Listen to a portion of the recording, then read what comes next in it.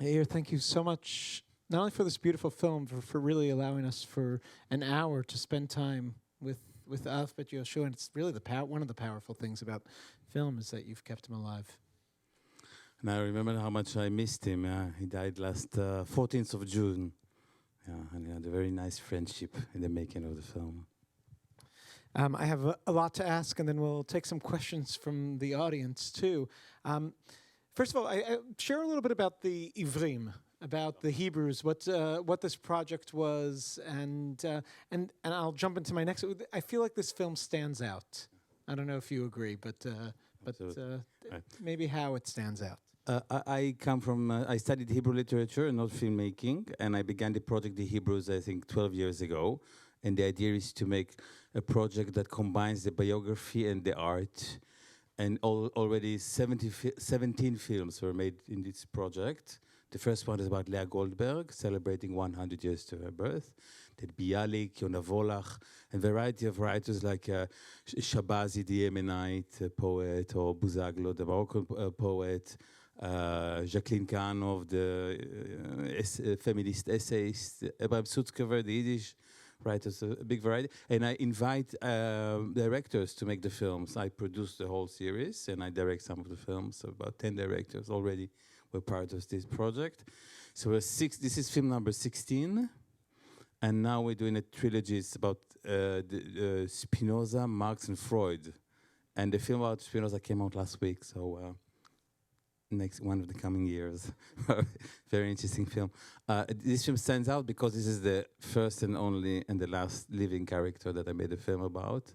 And he begins the film by telling that I will make a cheaper movie, so it wasn't a cheap movie. But also, he came to me. I interviewed him for Amos Oz film, and then he said, "Are you making films about living authors?" And I said, "No." Then I got back home and I said, "How can I say no to Aleph Bet Yoshua?" I called him back, and then we started to make the film. So I shot him in the beginning for 3 days. He spoke relentlessly. And after the 3 days, he said, "Okay, you have the film." I said, No. Only now we begin to make the film." And then we spent many, many months together. And this is a COVID film. We're supposed to go to many places in Israel and around the world, but we didn't go almost anywhere. We spent most of the time in his apartment, inviting people over. So this was the majority of the film. And when the lockdowns were up or off, we went to Ramallah, we went to Jerusalem, we went to Haifa. Did you know what the angle was, what you wanted to capture, and how you were going to tell the story of Aleph Bet Yoshua? Absolutely not. And I asked him, "Would you write a script?" And he said no. But then I kept thinking, inventing the film along the making of the film. So you have COVID. I don't know whether it's going to make it or not. I don't know about his situation. He told me in the beginning, "I'm going to cry all the time because of I'm a widower." And I stopped writing. So both things did not happen. He's a very, very vital person. He did, and no. So new things happen, and I documented the new things. And I thought I was lucky in the way that his wife wasn't there, because she was very dominant. She's a wonderful woman, a wonderful partner. And also, I don't know if you know, but she was a psychoanalyst.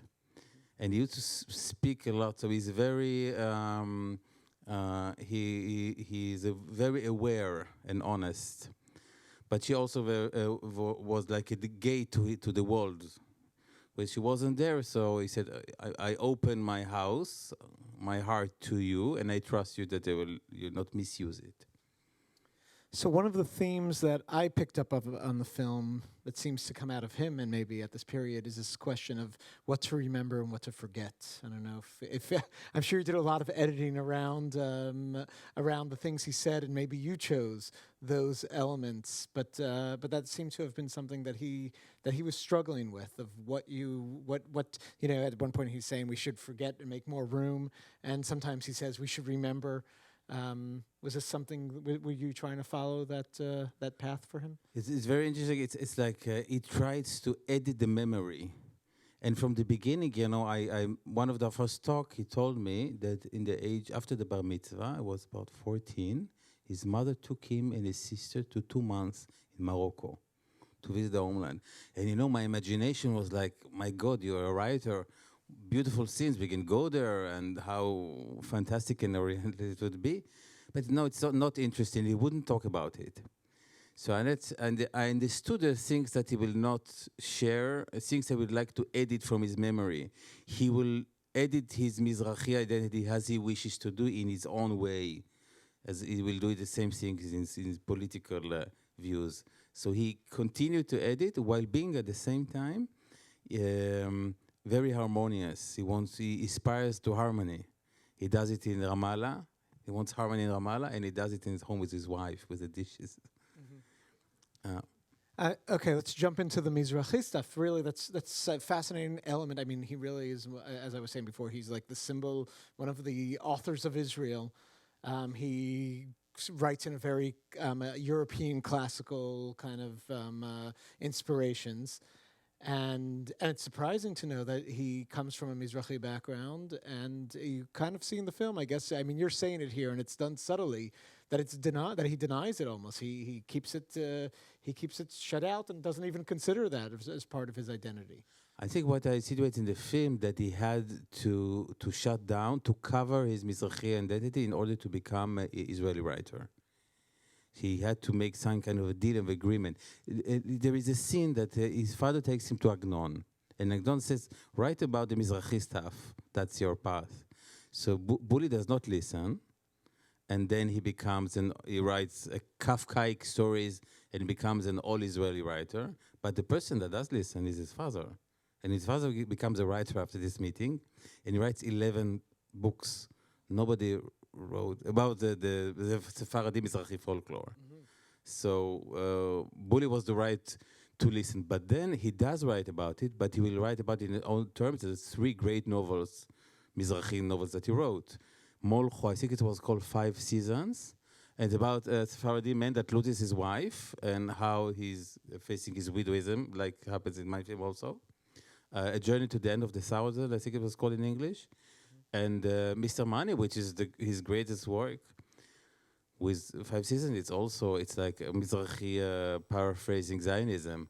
So he did do it, but he did it his own way, and he did it a bit later, only in the novels, not in the short stories, because he had to pay a high price. And he has a very complex attitude towards his identity. It shows. I think it's a fascinating part, and really, I mean, comes up in his books, but also not as much as you would expect, and definitely never became like, a Mizrahi writer. He became an Ashkenazi writer in many ways, one would say. I'm going to ask 2 more questions, then we'll open it to questions from the audience. Towards the end, he's saying that he fears for the country. And this film has become more timely in the last week, I think. And I'm definitely here from the perspective of other Israel. There's this fear what was his fear for the country? How do you... But, he chose to, I will not be Mizrahi, I will not be specific, I will be all Israeli. He tied his faith with the Israeli identity, so he was very worried about what will happen to Israel. This is some kind of a generation. Amos also, I think, belonged also to this generation. So he was very worried about Bibi and everything 2 years ago, 1 year ago, and I think he would be very worried now. But we didn't exactly absorb and understand what is happening. We're still in the shock phase. So, understood. Take some time. We'll bring you back. What did he think of the film? Was he got to see it and react? I didn't want him to see the film before the premiere in the Jerusalem Film Festival, and then a week before he said that David Grossman. There is a film about David Grossman. Mm-hmm. So David Grossman told me, "You must see the film. My director showed me my film." So I said, "Why is David Grossman creating conflict between us? But I will show you the film." And it was very beautiful because I put him the film and I sat behind him. If I would sit near him, he would talk all the time. So I didn't want him to talk. And then, sometimes he look and then he smile or cry. He was very happy with the film. And to show also how generous he was, we had a premiere. I put him near Ruby Rivlin. I didn't want Ruby Rivlin to be mad because of the scene, but he wasn't. It was okay. Mm-hmm. And then in the end of the film, he came up to the stage to congratulate, to say thank you to the audience. And then he started talking about my next films, which is so generous. This is the evening about him, but then he wanted to support me as a filmmaker. It's very charming of him. And you see, he has a person with the ego in the right place. We should learn how to be artists with this attitude towards the ego as he did. Seems beautiful and surprising out of some authors. They don't all behave that way, especially with his level. Before we open it to questions from the audience, and I could ask plenty more if you don't have, I wanted to note I'm sitting here in the place of Ruby Namdar, who was sitting here last year for the Amos Oz film.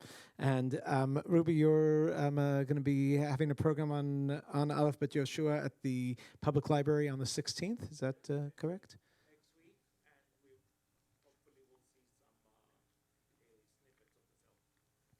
Excellent. So check that out as well. We'd love to take any questions, and we'll pass the microphone around. You didn't spend a lot of time on his family, on his children. I think once you mentioned about his son was going with his mother, with his grandmother for, I guess, the assisted living or whatever. And once you also mentioned his daughter, but overall, you didn't, and I wonder why. They don't like the media. They don't like exposure. They're envious about the privacy. So I was very happy to respect that. Different, yes, yeah.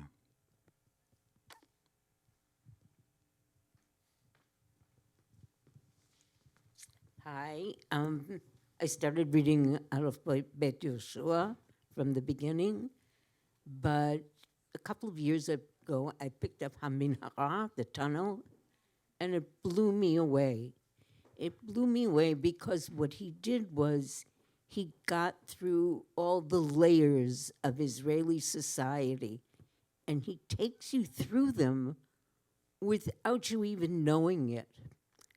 But I have to say, having read all of his books, I never considered him a Mizrahi author.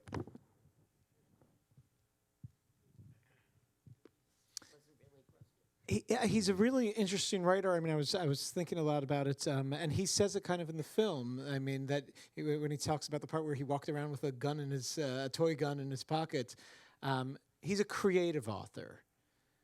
Did you get a sense of what was his inspiration? Like, what inspires him? What is it that allows him to tell the stories that he tells?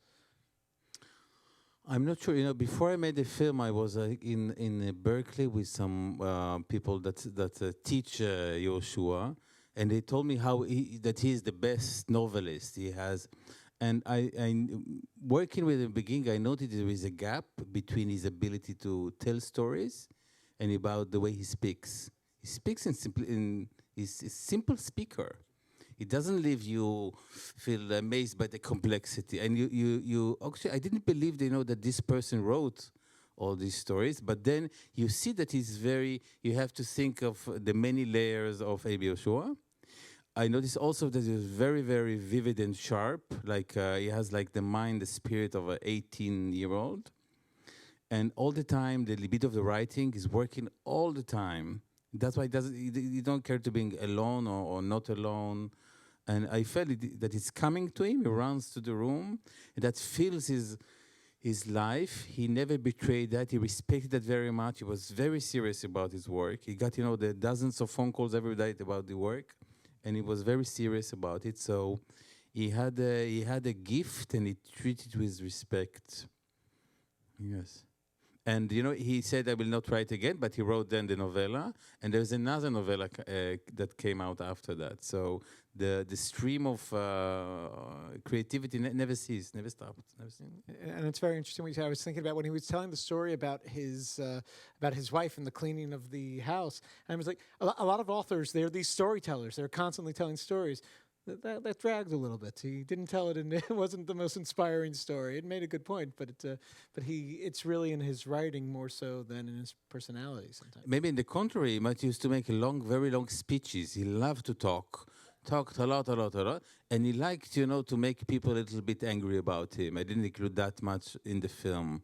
So there was several appearances of him a few years ago, I think in the States, saying some things about Jewish faith, Jewish identity, made a lot of people angry. So he liked to make annoy people a little bit.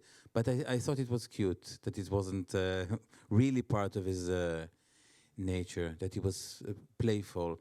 And as one of the ladies said in the film, he heard what was coming. He heard the horses coming from afar. Very, very sensitive. I was very glad to see in the film. I'll ask two more if the audience is being shy. That Facing the Forests was. I forgot that it had that scene in there, and he said that he considered it one of his best stories. But he said that a few other ones too. No, the story is the novel. So from the stories, fair. that's the forest. From the novels is Mr. Money, and the lovers of Yehoshua are divided between Mr. Money and 5 Seasons. This is which he wrote in his 40s. And he said, since this, I deteriorated. He said, but it's still, the tunnel is so beautiful. So he gave us beautiful work since. The tunnel, by the way, is based on Yoshua Knaz and his dementia and Alzheimer's. So this is the model. He has a good friend that, holds in the memory. Everything is gone, and it's based on that. Let me give you a microphone so the Thank you. recording picks it up. Given the impact that Hamahev, the lover, had on Israeli society and on the Israeli reader and on Yoshua's place in our world, because everybody appreciated the short stories, but it's the lover that really made him into a prominent author. Were you surprised that the lover was just as if he never mentioned that Hamahev? I was surprised. Do you share the surprise? I think his journey with the lover wasn't as significant as with Mr. Money and 5 Seasons, but it was very received. And also, the passage to India.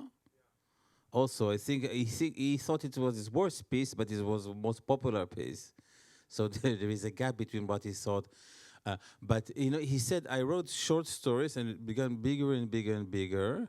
And the lover is from different perspectives, so it's several. Perspective joined together, also late divorce, and then only later the novels are real novels.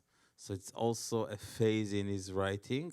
But yes, The Lover, I think, is the most popular before the India thing, and the education system in Israel used a lot this book, and it also is the writer that is most adapted to film in Israel. Mostly in Israel, but in Italy, in France, and others. One of the films, 3 Days in a Shadow, won Venice Film Festival, I think. Oded Kotler was the best actor there. Yeah. I had one last question. You use a lot of shots of Tel Aviv, of New Tel Aviv and the towers. Why did you choose to do that? This is his house. That's where he lives now. So that's what he sees from the window. And he was in Jerusalem, he was in Haifa, now he's in Givatayim. So he don't like Tel Aviv. But he's like Amos Oz from the window. He's looking at us from above, looking at us, the human beings, the people, doing our things to write stories about. So the lady in the tower, the man in the tower that looks at Israel, at us, and provides us with such beautiful stories. Not anymore. I love that. Thank you very much. Thank you for Thank you being very here. much. Thank you.